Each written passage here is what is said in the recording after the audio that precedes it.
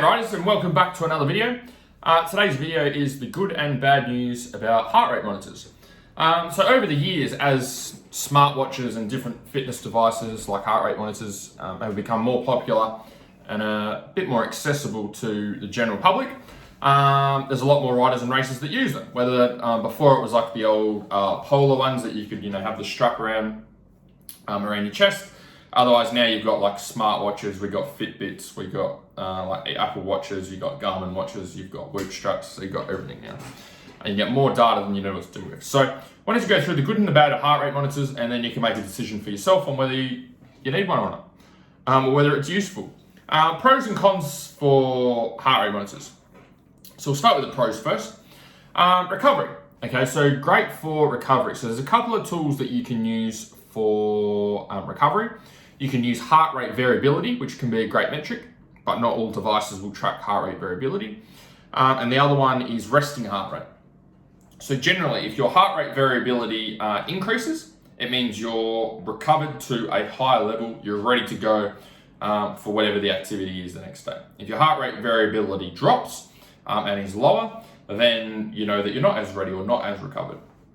And then you can backtrack and start to find out, okay, what caused that? Was it me having a coffee yesterday? Was it me drinking alcohol? Was it me getting up during the night for newborn baby? Was it me doing a whole shit ton of training yesterday? Was it a physical day at work? Then you can start to backtrack and see what's causing it, and then make adjustments to your behavior and what you've done to get that result, and hopefully get a more positive result in the future. So you can learn from your own data. Resting heart rate. Generally, if your resting heart rate decreases, it means we're seeing an improvement in fitness. If we're seeing an increase in resting heart rate, that means your body's struggling to keep up. It's working a lot harder than what it should be. So again, it's just something that you can monitor and keep an eye on, especially with like Whoop straps, Garmin watches, Apple watches. It's so easy to track these things these days with those types of devices with very little effort or no effort at all. For some of them, you can just put the device on and then it tracks all your data for you. You don't need to stop and start and all the rest of it. Really what it's effective for is finding changes in a baseline. So if you've looked at the Whoop strap, I actually just ordered one. They've got a new one out which impressed me with some of the metrics that it can track. So I've got one on order, but there's a 8-week wait for it, so I can give you guys some info on that probably in a few months' time.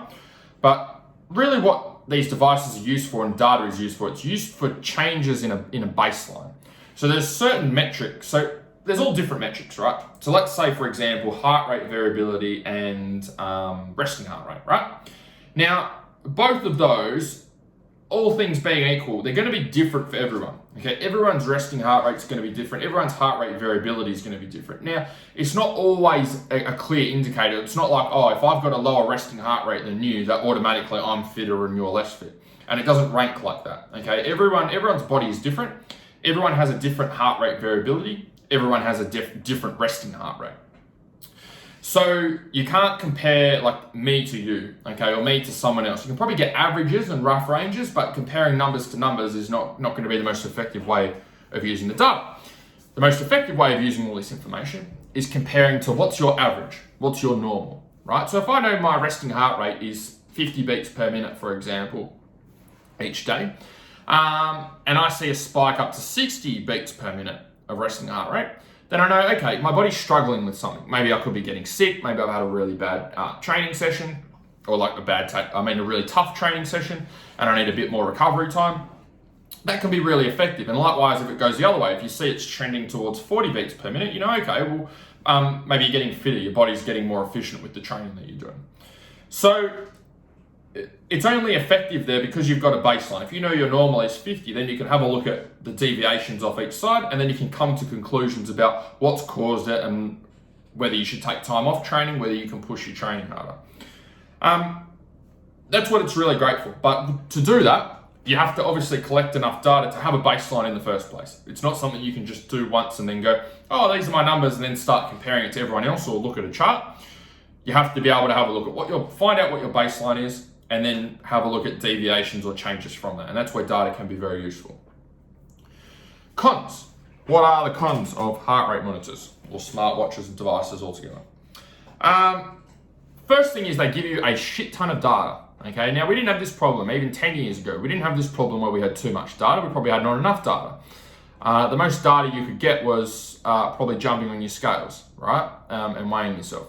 But in terms of like heart rate monitors, heart rate, like respiratory rate, all of that sort of stuff, you couldn't track that at home, right? You'd have to go and get a special test. And then if you went and got a special test or went into a lab and got it done, you didn't really know if it was good or bad because you couldn't test it every day to see if there was changes in the data anyway. So it was really hard to make really good, like to make informed decisions with the data you got, because it's just a small bit of info rather than more data there to make sense of it. So they've got a lot of data on it, okay? And if you've got a lot of data, you're probably not gonna know, unless you're a strength and conditioning coach or you really like to nerd out over this stuff, you're probably not gonna know what a lot of those numbers mean. And if you're not interested in learning what those numbers mean, then it's going to be pretty useless, because you're going to see a whole bunch of numbers, go, what the fuck is that? And not really do anything with it. And if you're not going to do anything with the data, then, or make any decisions based off of it, then it's pretty pointless in tracking it. The second thing is the data is not specific. So, as the previous video I talked about, we talked about working towards goals and having working on certain things.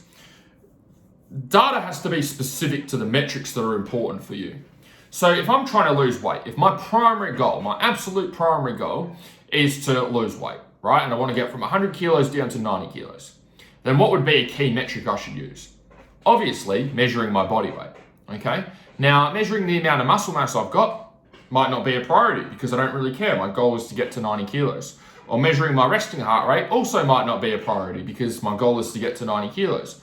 Okay, those other data metrics, they're useful, but they're not useful for your specific goal. And so what happens is when we have too much data and too much numbers, then we just get confused. Okay, we don't know which numbers are important, which numbers we need to work on changing and improving, and which numbers indicate progress or no progress. So data has to be specific towards your goal. Once you've got that data that's specific towards your goal, and you're comfortable with that, then you can start to track other things. So if your goal is to recover better, right? Then maybe that's where a smartwatch would come in, like a Fitbit or a Whoop strap or a Garmin watch or an Apple Watch might come in helpful. If you want to recover better, that might be great at tracking your resting heart rate, and you can make judgments on how hard you should train or whether you should be recovering based off of that. And they were the only two. I thought I had more than that, but they're the only couple of cons. The main thing for me is you just don't want to confuse yourself. I find a lot of riders that I work with, they're confused as it is when they come and work with me, right? And the reason they're confused is because that's why they're working with me. That's why they want help. They don't know what they need to do to get the result that they're after, okay? So in my case, it's building racing and riding fitness, becoming a better rider. They don't know what they need to do. They're confused with all the information out there about fitness and training. So what I do is I narrow that down. I cut all the shit out and we just focus on a very specific line of training, and we just make sure we're doing the right things and doing them consistently. So to add that into the mix, right, to add more numbers into the mix and more stats and more data points and more things that go up and down, it's just too hard, okay? You're going to get confused and you're going to get overwhelmed and you're going to go, shit, I don't even know if I'm getting better, right? I don't even know if I'm moving towards my goal. So overall, just make sure you've got as small amount of data points as possible, but making sure they're data points that are important to move you towards your goal. So if you want to improve your recovery, then maybe a smartwatch or a Garmin is great. But if your whole goal is to lose weight, then getting your resting heart rate and getting all of these metrics that are meaningless to you, it's probably just going to confuse you and overwhelm you, and you're not going to know what's going on. When at the end of the day, the only metric you want to know is, did I get lighter or did I get heavier? Or did I stay the same? So that's it. Really, that's up to you to make your decision. It depends on what you want to focus on and how interested you are in data. And the other thing is you have to be consistent with data, which is much easier to do these days because you can just put a device on and it does it all for you. There's no stop starting and strapping up and going into a lab and all that sort of stuff. So if you'd like some more help with this stuff, with your training, and you want to improve your riding and racing, get to an A grade level of fitness, feel free to apply to work with me. You can hit the link above or hit the link below. Otherwise, hopefully enjoy this video. See you soon.